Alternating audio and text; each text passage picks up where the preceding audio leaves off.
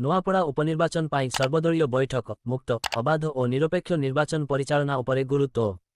November ତାରିଖରେ ହେବାକୁ ଥିବା ନୂଆପଡ଼ା ଉପନିର୍ବାଚନ ପରିପ୍ରେକ୍ଷୀରେ ସବୁ ରାଜନୈତିକ ଦଳର ପ୍ରତିନିଧିମାନଙ୍କୁ ନେଇ ଏକ ବୈଠକ ଆଜି ମୁଖ୍ୟ ନିର୍ବାଚନ ଅଧିକାରୀଙ୍କ କାର୍ଯ୍ୟାଳୟରେ ଅନୁଷ୍ଠିତ ହୋଇଯାଇଛି।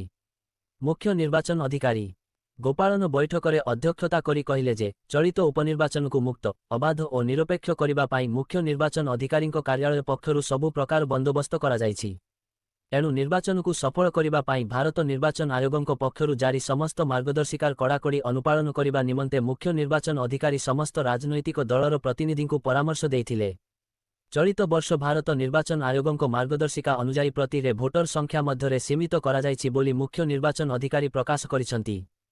ଚଳିତ ଉପନିର୍ବାଚନରେ 1,24,108 ଜଣ ପୁରୁଷ ଭୋଟର ରହିଥିବା ବେଳେ 1,29,495 ଜଣ ମହିଳା ଜଣ ତୃତୀୟ ଲିଙ୍ଗ ଭୋଟରଙ୍କ ସହ ମୋଟ 2,53,624 ଜଣ ଭୋଟର ଚୂଡ଼ାନ୍ତ ଭୋଟର ତାଲିକାରେ ସ୍ଥାନ ପାଇଛନ୍ତି।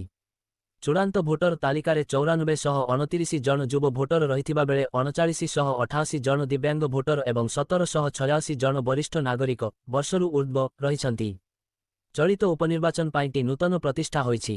ଉପନିର୍ବାଚନ ତାରିଖ ଘୋଷଣା ସହ ଆଦର୍ଶ ଆଚରଣବିଧି ଲାଗୁ ହୋଇଥିବାରୁ ବୈଦ୍ୟୁତିକ ମୁଦ୍ରଣ ଓ ସାମାଜିକ ଗଣମାଧ୍ୟମ ଏବଂ ମିଡିଆ ସମେତ ରେଡିଓ ପୋଷ୍ଟର ଓ ହୋର୍ଡିଂ ଆଦି ଜରିଆରେ ବିଜ୍ଞାପନ ଜାରି ପୂର୍ବରୁ ଆୟୋଗଙ୍କ ଅନୁମତି ଜରୁରୀ। ଏଥିସହିତ ନିର୍ବାଚନରେ ପ୍ରତିଦ୍ୱନ୍ଦ୍ୱିତା କରୁଥିବା ପ୍ରାର୍ଥୀଙ୍କ ଅପରାଧିକ ସମ୍ପୃକ୍ତି ନେଇ ଘୋଷଣାନାମା ମୁଦ୍ରିତ ଗଣମାଧ୍ୟମରେ ପ୍ରକାଶ କରିବା ସହ ଆୟୋଗଙ୍କୁ ଏ ବାବଦରେ ଅବଗତ କରାଇବା ବାଧ୍ୟତାମୂଳକ କରାଯାଇଛି।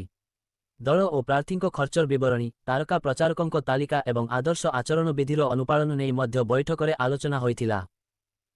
ଏହି ବୈଠକରେ ବିଭିନ୍ନ ରାଜନୈତିକ ଦଳର ପ୍ରତିନିଧିଙ୍କ ସମେତ ଅତିରିକ୍ତ ମୁଖ୍ୟ ନିର୍ବାଚନ ଅଧିକାରୀ ସୁଶାନ୍ତ କୁମାର ମିଶ୍ର, ଅତିରିକ୍ତ ଶାସନ ସଚିବ ପ୍ରମୋଦ କୁମାର ସାହୁ ଓ ରାମଚନ୍ଦ୍ର କିସ୍କୁ, ଯୁଗ୍ମ ଶାସନ ସଚିବ ଗୋପୀନାଥ କୁଅନ୍ର, ଉପମୁଖ୍ୟ ନିର୍ବାଚନ ଅଧିକାରୀ ଡ ଲକ୍ଷ୍ମୀ ପ୍ରସାଦ ସାହୁ ଓ ଅନାମିକା ସିଂହ ପ୍ରମୁଖ ଉପସ୍ଥିତ ଥିଲେ। 9/2025 11 ତାରିଖ ପର୍ଯ୍ୟନ୍ତ ହାଲୁକାରୁ ମଧ୍ୟମ ବର୍ଷା ସମ୍ଭାବନା।